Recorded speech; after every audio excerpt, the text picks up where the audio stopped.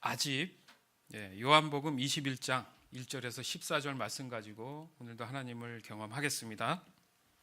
아집, 이고티즘. 생각의 범위가 좁아서 전체를 보지 못하고 자기 중심의 한 가지 입장에서만 사물을 보고 문제를 해결하려는 사고방식을 말한다. 즉, 자기를 세상의 중심으로 삼는, 자기에게 집착하고 자기를 내세우는 모든 생각과 마음이 아집이다. 아집은 과거의 성장 배경과 생활 환경에 따라 길들여지고 습관화된 마음의 트림으로 한번 아집에 빠지면 그것을 깨닫기 전까지 계속 굳어져 가는 경향이 있다. 아집에 사로잡히면 사고가 객관적이지 못하고 공정하지 못하며 폐쇄적이 된다. 이게 일반적 정의지만 아주 중요한 부분이에요. 그러니까 쉽게 얘기하면은 자기가 가지고 있는 자신의 자아에 집착을 한다는 거예요. 이기심이죠. 자기중심적이라는 이야기가 됩니다. 자, 우리가 살아가다 보면 여러분이 갖고 있는 물건들이 때로는 잃어버리게 되지 않습니까? 그러다 보면 어때요? 긴장되잖아요. 이제 어떻게든 찾고 싶고 해서 이리저리 뛰어다니는 경우가 생긴단 말입니다. 그만큼 정신이 나간 사람처럼 그걸 찾아야 된다는 생각밖에 안 한다는 거죠. 그것이 무엇이든 간에 내가 지금 생각했을 때 그 가치를 둔 거 아니에요. 소중한 그 가치를 뒀기 때문에 그런 일들이 생겼을 때는 그렇게 자연스럽게 반응을 한단 말이죠. 왜 이 이야기를 하느냐? 한편으로 생각하면 우리가 잃어버린 양을 향해서 가는 것이 전도예요. 복음이란 말이죠. 그렇죠? 그랬을 때 내가 소중하게 생각했던 걸 잃어버렸던 그 경우처럼 하나님이 주시는 잃어버린 것에 대한 마음을 가졌을 때 똑같이 내 발을 동동 굴리고 있느냐, 이겁니다. 지금 우리가 교회에서 나와서 예배를 하는 거 이거 자체가 삼위일체 하나님의 말씀을 인정하고 따르겠다는 의미잖아요. 그죠? 다시 말해서 잃어버린 구원을 되찾아 주신 거란 말이에요. 맞죠? 내가 예수 믿고 구원 받았다는 것은 내 구원을 다시 찾았다는 얘기 아닙니까?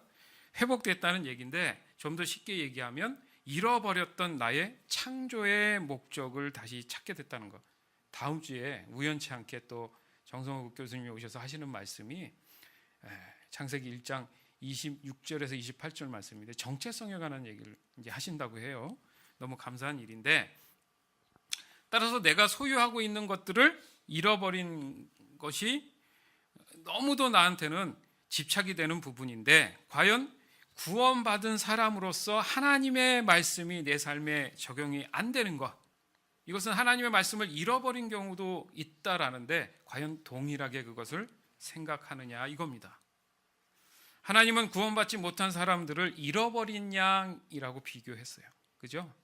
그래서 그 한 사람이 구원받고 돌아오는 것에 대해서 천국에서는 잔치가 벌린다 이렇게 말씀을 하신 경우가 있단 말입니다. 이 정황들을 보면 구원받은 사람들이 가져야 할 조건들이 무엇인지를 알 수 있다는 거예요. 말씀을 잃어버려서는 안 된다는 얘기죠. 이런 게 있습니다. 죽을 뻔한 사람들이 어떤 사람에 의해서 도움을 받아요. 그렇게 되면 어떻게 됩니까? 다시 살 수 있는 기회를 얻게 됐다는 얘기잖아요. 그런 분들 좀 대부분 보면 안 그런 분들도 있지만 대부분의 경우에는 너무 그 사실이 감사하기 때문에 그 이후의 삶이 바뀌는데 뭐냐면 다른 사람을 살기 위한 헌신에 관심을 갖기 시작했다는 거죠. 왜냐하면 자기의 어떤 이기적인 생각들, 아집에서 이탈되고 벗어나서 이제 다른 세계를 보기 시작했다는 거죠. 어떻게 보면 깨달음이 이제 생긴 건데 바로 소유함에 대한 대상이 내 자신이 아닌 다른 사람에게로 옮겨지기 시작했다는 거죠. 즉 자기 중심에서 살아왔던 그 삶에서 벗어났다는 겁니다. 나 중심의 사람은 때때로 극단적인 행동을 합니다. 나 중심의 사람은 남에게는 무관심한 것이 특징입니다. 나 중심의 사람은 남의 것은 천하게, 자기 것은 귀하게 여깁니다. 남의 것이라고 수십만의 생명을 천하게 여기고 자기의 것이라고 박넝쿨 하나도 귀하게 여깁니다. 선교의 가장 큰 방해물은 바로 이기심입니다. 이기심은 언제나 하나님의 생각과 반대입니다. 니느웨로 가라 하시지만 항상 자기만의 다시스가 있습니다. 이런 사람은 한 가지밖에 모릅니다. 심히 기뻐하고 심히 싫어하고 성품의 열매가 없는 미숙한 모습입니다. 출처 자기 중심으로 사는 삶에서 벗어나야 작성자 나 경감. 예, 그러니까 아집은 남의 일보다는 자기의 일을 먼저 생각하는 그것을 더 중요시 여길 수 있다라는 거예요. 그러니까 아집이라는 게 자기 중심에서 자라왔기 때문에 남에게 배려한다는 것이 쉽지 않다라는 겁니다. 또 하나의 아집은 부모로부터 물려받을 수도 있다라는 거예요. 왜 이 얘기를 합니까? 지금 한국에서 대한항공 일가가 난리지 않습니까? 뭐 모전자전이다, 부전자전이다.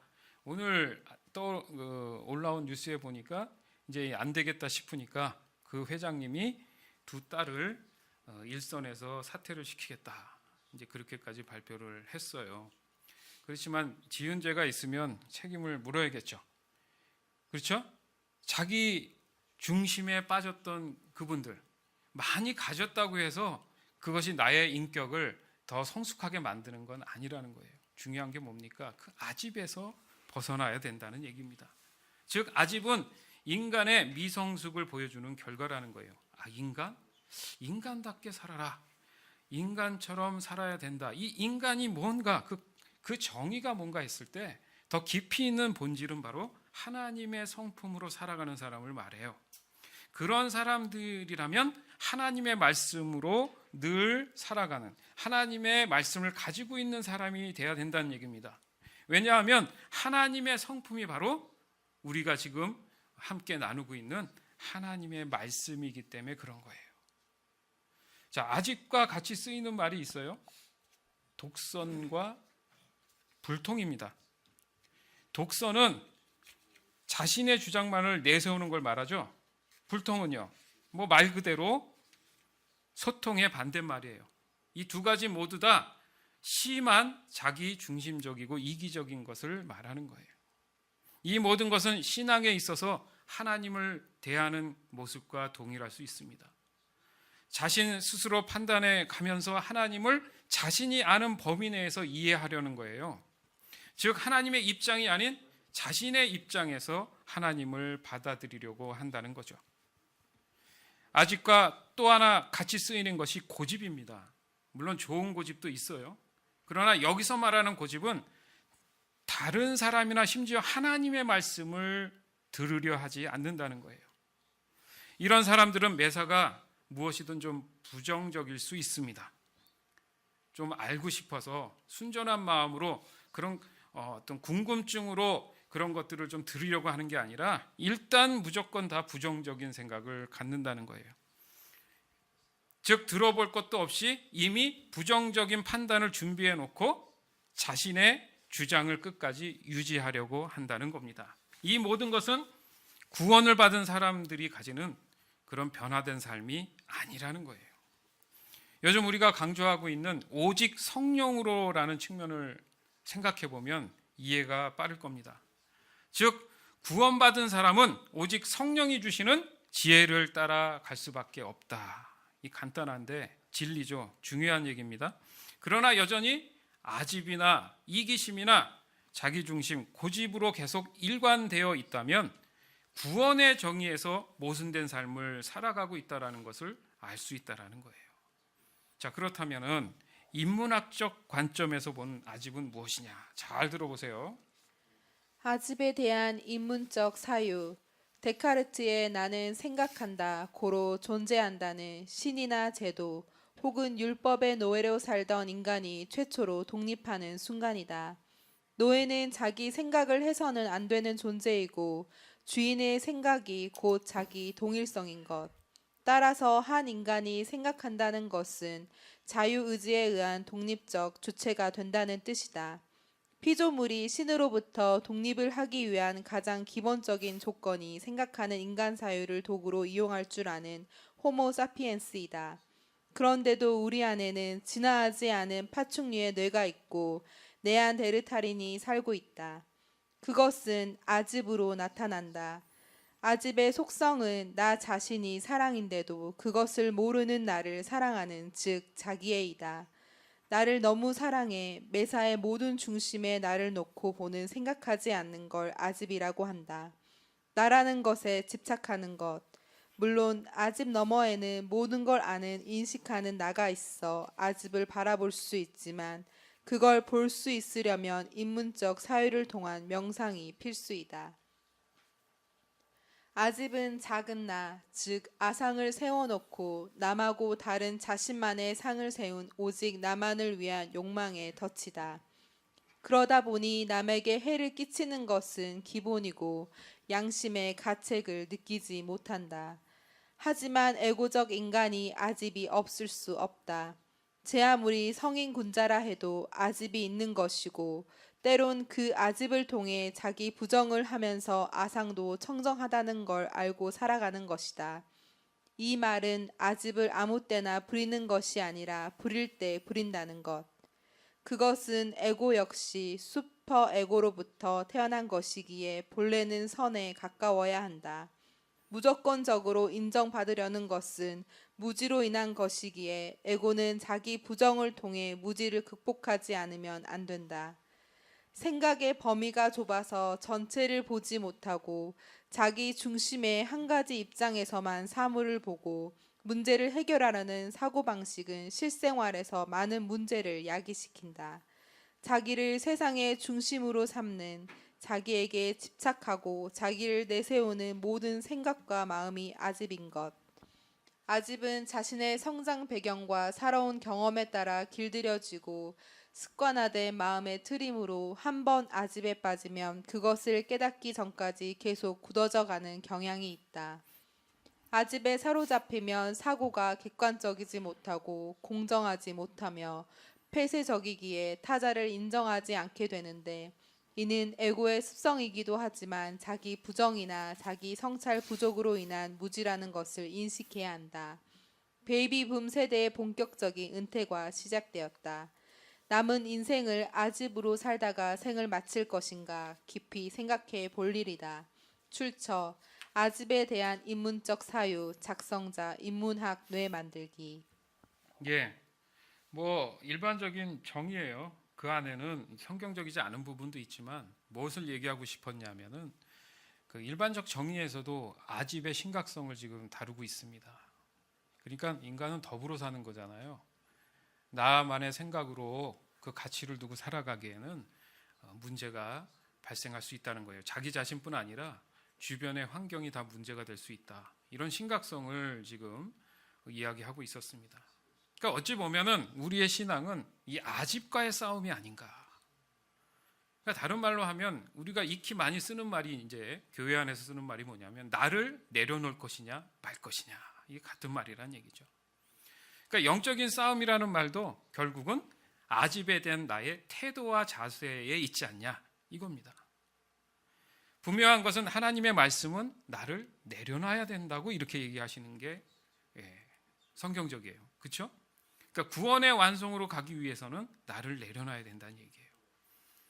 그러니까 오늘 본문에서는 예수님의 제자들이 예수님의 그 십자가 사건 이후로 몇 번 오시지만은 이들 안에는 정체성에 대한 혼란이 오는 그 시점에서 벌어지는 그들의 행동으로 볼 수 있습니다.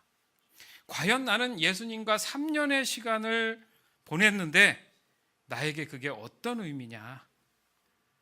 지금으로 생각하면 내가 예수 믿고 구원을 받았던 그 시점에서 오늘날 지금까지 시간이 흘렀는데 과연 이것은 나에게 어떤 의미냐? 모든 것이 바뀔 것 같다라는 그 좋은 흥분된 그 시간들이 그냥 물거품처럼 지나갈 것인가? 내가 추구하려고 따르려고 했던 것이 무엇일까? 그래서 지금 나에게 남는 건 뭐냐? 이런 질문들이란 말이에요. 자신들의 아집에게 질문하는 이 시간들이 분명 확실하다라는 거죠. 그들이 내린 결론처럼, 이 제자들이 내린 결론처럼 느껴지는 것이 처음에 그들이 가졌던 그 아집의 슬그머니 돌아가려는 조짐이 보이는 장면이 오늘 본문인 거예요. 그들의 원래 직업이 뭐였습니까? 어부였어요. 그러니까 어부의 삶에 아집을 지금 부리고 있다라는 거죠. 그것을 함으로 인해서 자신의 마음이 편했을까? 마음 편하자고 해봤는데 뭔가 마음이 편치 않은 거예요. 지금 잠깐 나타나셨던 그 예수님 또한 다시 사라져 버렸습니다. 그리고 또 언제 오실지 모르는 그 예수님이 도대체 나에게 어떤 의미냐 이거예요. 재림을 기다리는 우리 입장과 뭐가 다를 수 있겠어요? 그런 와중에 예수님이 지금 또 나타난 겁니다. 본문 전체를 보면 이 아집으로 인한 갈등을 유발하신 분이 마치 예수님처럼도 느껴집니다. 왜냐하면요, 사람이 어떤 경험을 통해서 진리를 만나게 돼요, 반드시. 그러니까 그 경험 없이는, 이론만으로는 지금 영적인 현실에 대한 이해가 쉽지 않다라는 거죠. 결국 예수님은 제자들이 철저하게 자신들의 아집을 버리도록 하시는 그 은혜를 베푸시는 장면이다, 이렇게 우리가 볼 수 있습니다. 요한복음 21장 1절에서 4절. 이 일이 일어난 후 예수님께서 디베랴 호수에서 제자들에게 다시 자신을 나타내셨습니다. 시몬 베드로, 디두모라는 별명을 가진 도마, 갈릴리 가나 사람 나다나엘, 세베대의 두 아들, 그리고 다른 두 제자가 함께 있었습니다. 시몬 베드로가 다른 제자들에게 나는 물고기 잡으러 간다라고 말했습니다. 다른 제자들이 우리도 너와 함께 가겠다라고 말했습니다. 그래서 그들은 밖으로 나가서 배에 올라탔습니다. 그러나 그날 밤에는 한 마리도 잡지 못했습니다. 다음 날 아침 일찍 예수님께서 호숫가에 서 계셨습니다. 그러나 제자들은 그분이 예수님이신 줄 알지 못하였습니다. 아멘. 자, 무엇을 할지 모르는 그들의 혼란스러움의 결과는 무기력함으로 나타난 거예요. 사람이요, 뭔가 목적이 없고 무엇을 해야 될지 모르는 그 상태가 되면 무기력해집니다. 뭔가 힘이 쫙 빠져요. 그래서 아무것도 하기 싫은 그런 상태가 되는데, 그러니까 보니까 뭔가 2% 부족한 상태예요. 그러니까 자신의 아집과 예수님의 그 존재 사이에서 지금 혼돈의 늪에 빠져드는 상황입니다. 예수님을 분명히 인정합니다. 그럼에도 불구하고 뭔가 손에 잡히지 않는 뭔가가 있는 그 느낌이라는 거예요. 자, 우리의 신앙을 봐도 충분히 공감이 되는 거예요. 우리가 하나님의 살아계심을 믿잖아요. 성령의 은혜를 믿잖아요. 예수 그리스도의 이름으로 기도하지 않습니까? 그럼에도 불구하고 뭔가가 손에 잡히지 않는 그 느낌, 왜 그럴까? 그런 심리적 갈등 속에서 자신의 정체성을 말할 수 있는 합리화가 오늘 본문에 나오는데, 베드로가 하는 얘기가 나는 고기라도 잡으러 갈게, 이렇게 얘기하는 거예요. 그렇게라도 해야 자신이 뭔가 하고 있다라는 자신의 아집이 발동된 겁니다. 굳이 할 필요가 없는데, 예수님 기다리면 되는데 뭔가 안 하고 있으면 안 된다는 자기 아집이 온 거예요. 지금 이 얘기가 비약이 아니에요. 어떤 누구도 그런 상황이면 그런 행동을 할 수 있다라는 겁니다.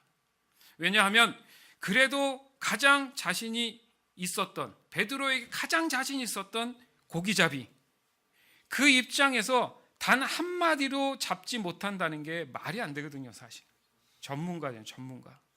예수님을 모르는 경우라도, 누군가의 목소리가 들린다 할지라도 그 전문성에 대해서 베드로가 한마디 할 수 있었을 텐데 하지 않는 장면이 지금 재밌는 거예요. 자, 이 재밌는 현상이 이렇습니다. 요한복음 21장 5절에서 7절. 예수님께서 그들에게 말씀하셨습니다. 친구들이여, 한 마리도 못 잡았느냐?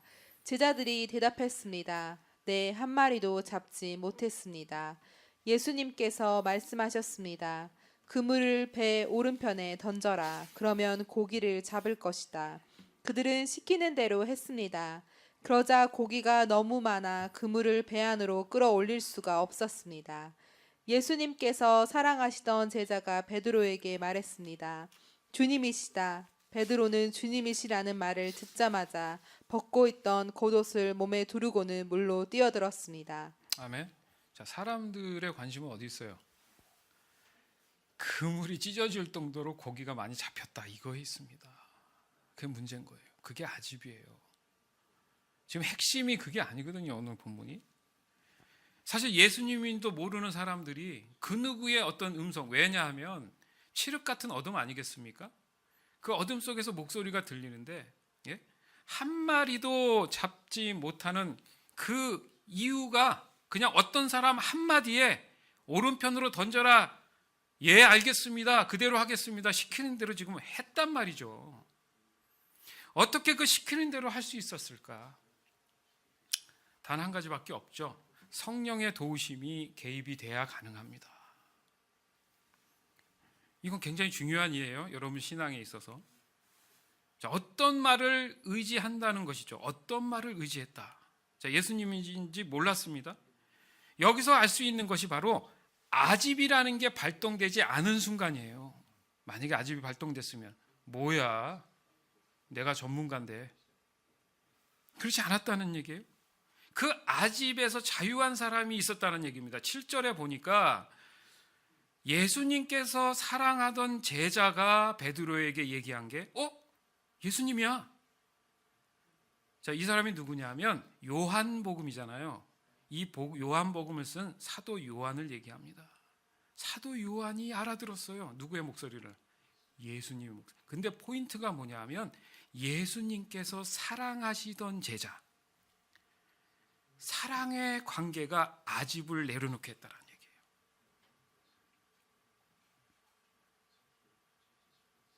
사랑하면 그의 음성으로도 그가 누군지 알 수 있게 되었다는 얘기죠.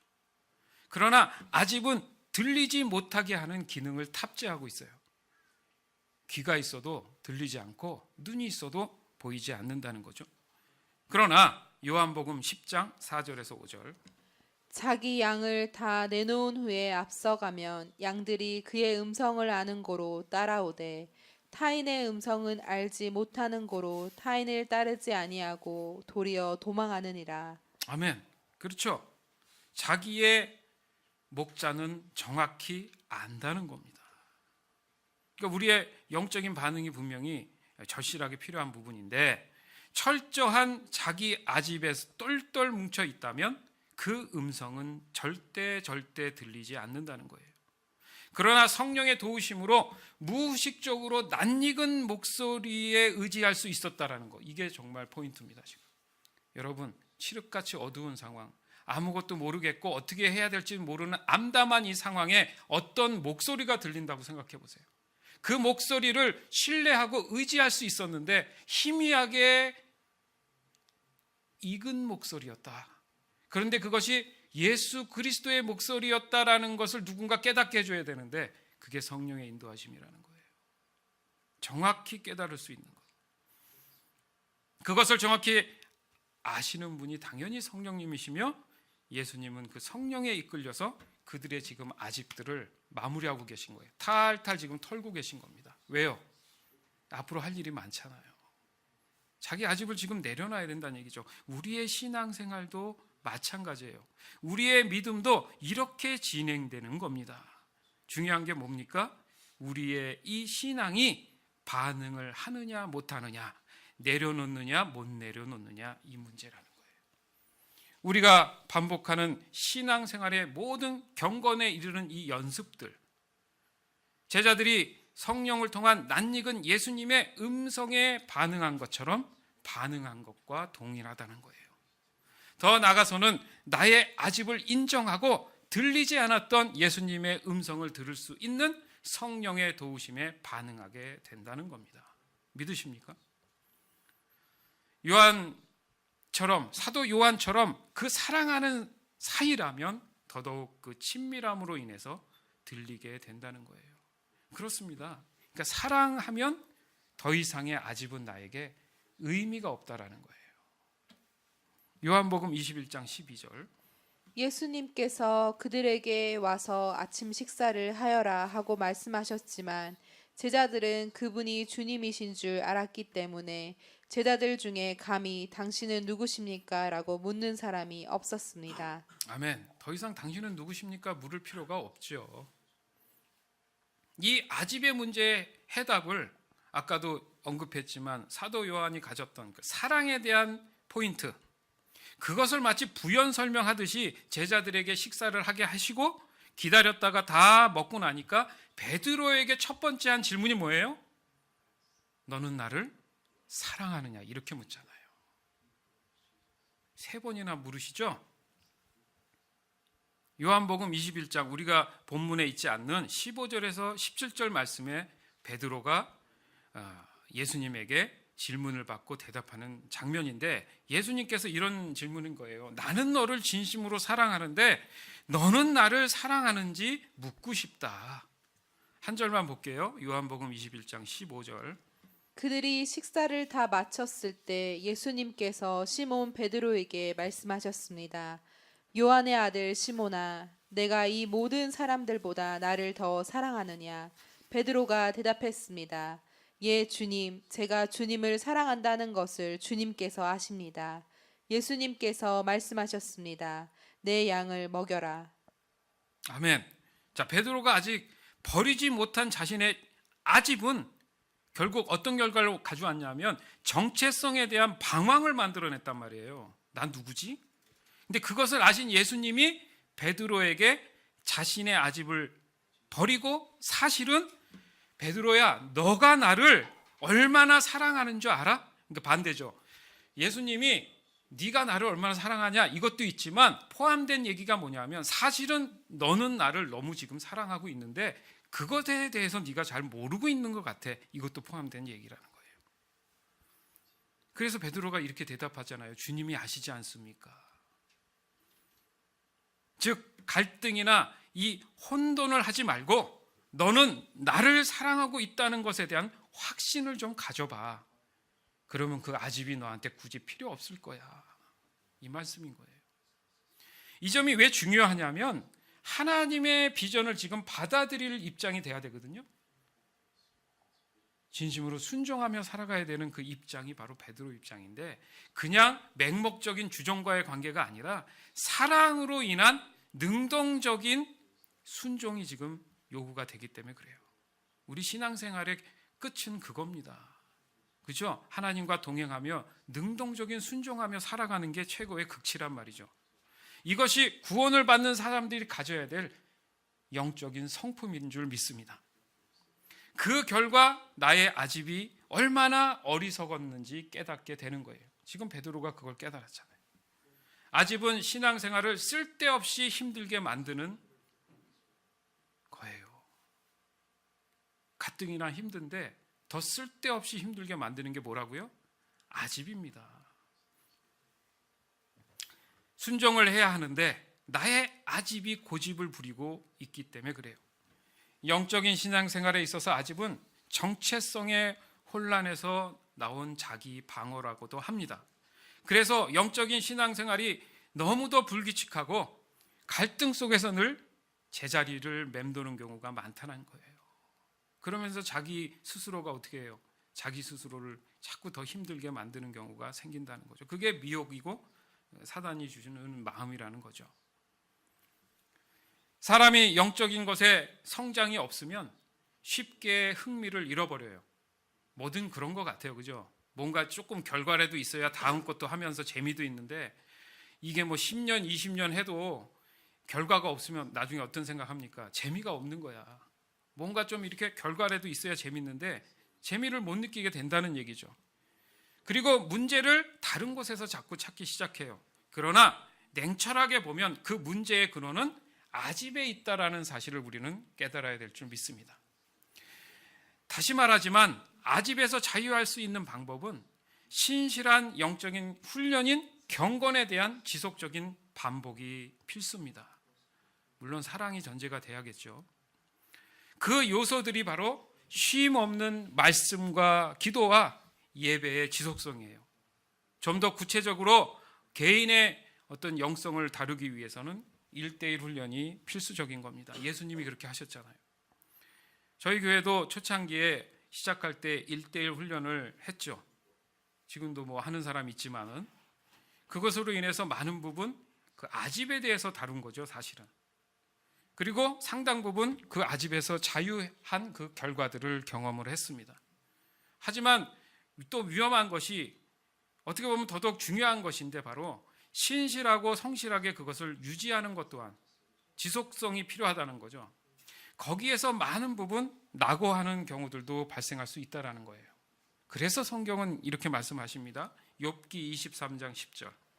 그러나 내가 가는 길을 그가 아시나니 그가 나를 단련하신 후에는 내가 순금같이 되어 나오리라. 아멘. 요한복음 5장 13절에서 14절. 고침을 받은 사람은 그가 누구인지 알지 못하니 이는 거기 사람이 많음으로 예수께서 이미 피하셨음이라. 그 후에 예수께서 성전에서 그 사람을 만나 이르시되 보라 내가 나았으니 더 심한 것이 생기지 않게 다시는 죄를 범하지 말라 하시니. 아멘. 나아졌다고 기뻐할 게 아니라 어떻게 해요? 더 심하지 않도록 더 이상은 죄를 범하지 마라. 베드로후서 2장 19절에서 20절. 그들은 자유를 주겠다고 약속하지만 사실 그들 자신들조차 자유하지 못하고 멸망의 종이 되어 있습니다. 사람은 누구든지 자신이 지배당하는 것에 종이 되기 마련입니다. 우리 구주 예수 그리스도를 알고 세상의 죄악에서 해방된 사람이 다시 그 악한 생활로 되돌아가 세상 죄에 끌려다닌다면 그 상태는 이전보다 훨씬 나쁠 것입니다. 아멘. 좀 무서운 말이기도 하죠. 아집은 내 마음 안에서 여전히 잠복하고 있어요, 여러분. 없어지고 사라지는 게 아니라 우리가 육체의 삶을 살아가는 이상은 늘 숨어 있습니다. 그래서 언제든지 나의 믿음의 상태가 안 좋아지면 기다렸다는 듯이 불쑥 나타날 겁니다. 사랑하는 여러분, 뭔가 문제가 있어서 힘들어 할 때 지금 나는 무엇을 의지하고 있습니까? 잠깐이라도 걸음을 멈추고 바쁜 일상이지만 좀 걸음을 멈추고 생각을 해볼 필요가 있는 부분이에요. 나의 목자 되시는 예수님의 음성이 들리는지 아니면 늘 나의 아집으로 인해서 나의 생각으로 그것을 적용하려고 하는지 과연 그것은 그러면 어떻게 구분할 수 있을까? 간단하죠. 늘 반복하는 이유가 있죠. 평소에 말씀을 사모하고 있는지 무시로 기도에 힘쓰고 있는지 오늘 드려지는 이 예배처럼 예배의 감격에 빠지기를 너무나도 갈망하고 있는지 스스로 자가진단이 필요한 거예요. 또한 하나님을 너무도 알고 싶어서 언제나 하나님의 얼굴을 구하고 있는지를 돌아봐야 된다는 얘기예요. 오늘은 뭐 먹을까? 뭐 하며 살까? 그게 아니고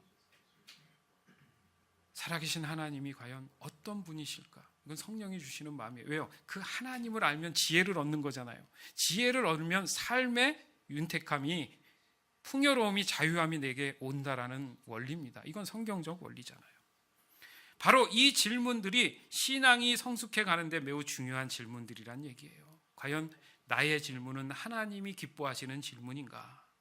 그리고 이 질문에 반드시 답하려고 할 때 그때 성령이 역사하는 기회가 생기는 거예요. 내게는 왜 성령의 역사가 없지? 이 질문과 이런 절차들이 빠져 있기 때문에 그래요.